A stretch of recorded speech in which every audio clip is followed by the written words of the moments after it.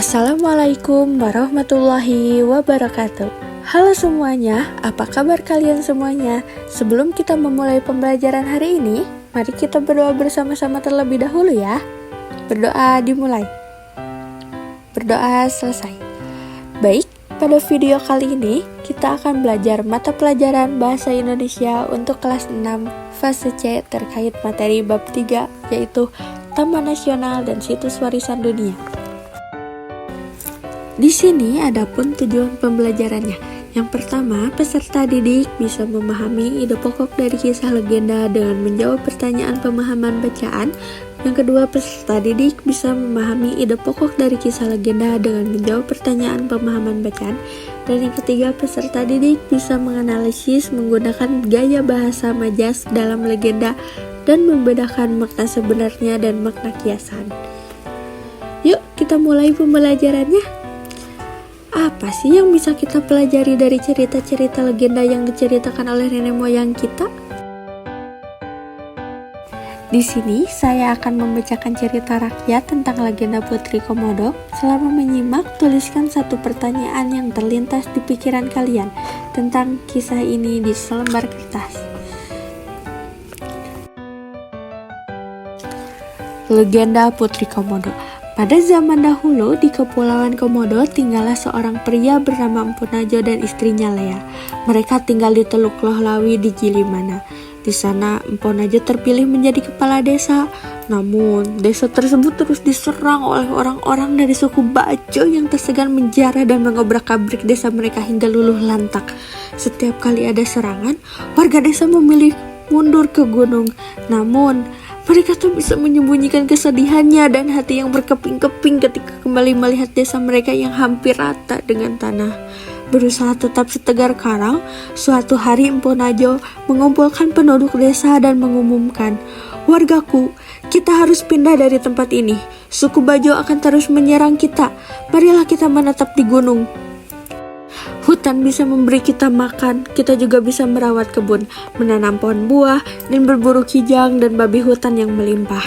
Mereka menyebut desa baru mereka Najo untuk menghormati pemimpin mereka.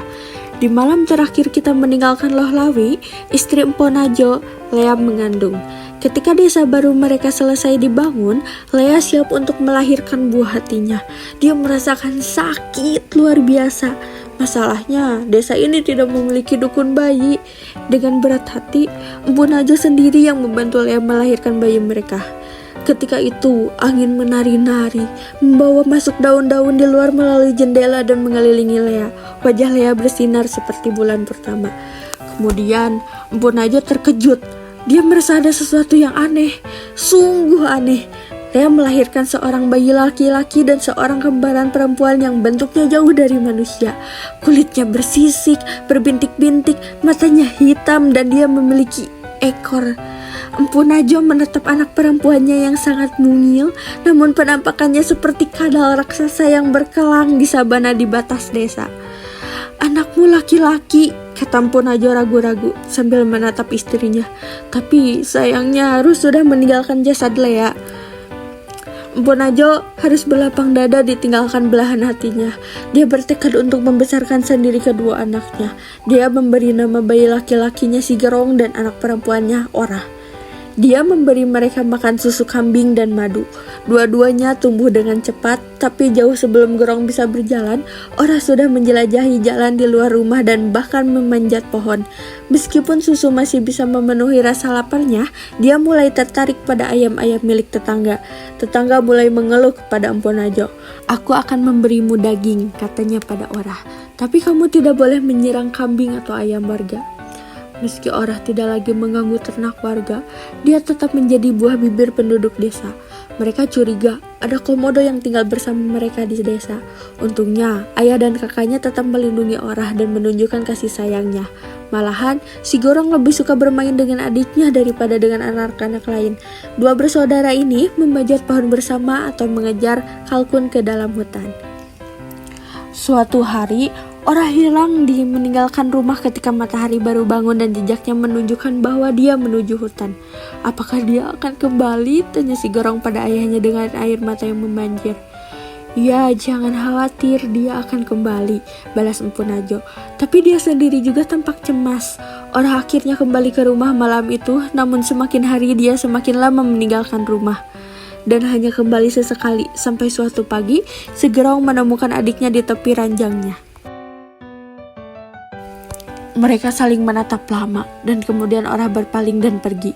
Si Gerong tahu bahwa kali ini Orah tidak akan kembali. Tahun-tahun berlalu, si Gerong tumbuh menjadi pemburu yang berpengalaman.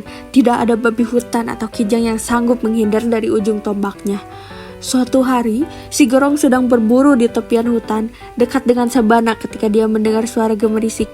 Di dekat sungai, dia melihat kijang jantan, telinganya tegak dan tanduknya besar. Si Gerong pelan-pelan mendekat ke kijang tersebut, dan secepat kilat melompat dari semak-semak dengan tombak yang terarah. Tapi tiba-tiba, dia merasakan ada sesuatu di belakang kakinya.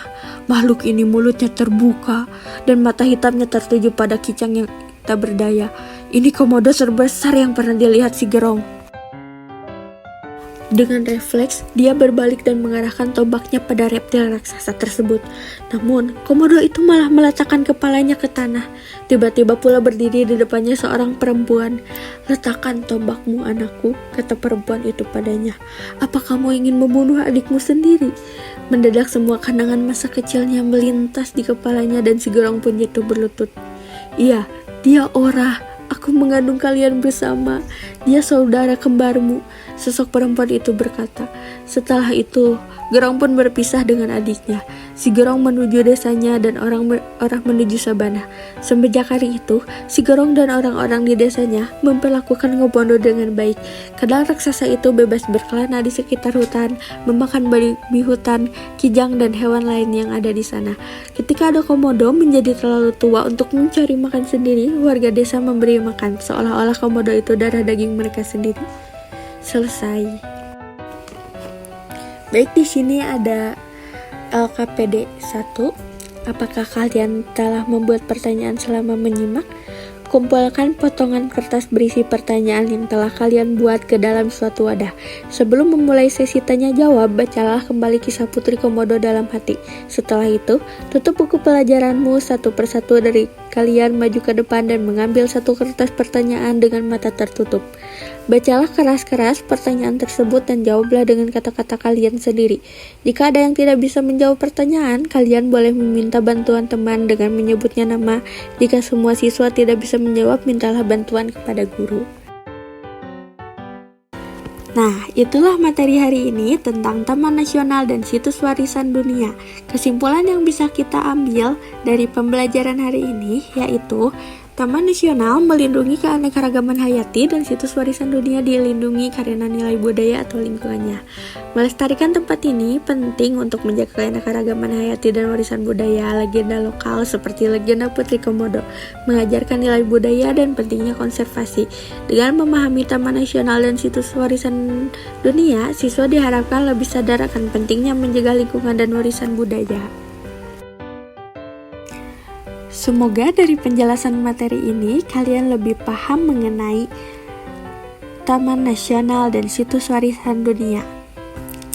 Terima kasih. Wassalamualaikum warahmatullahi wabarakatuh.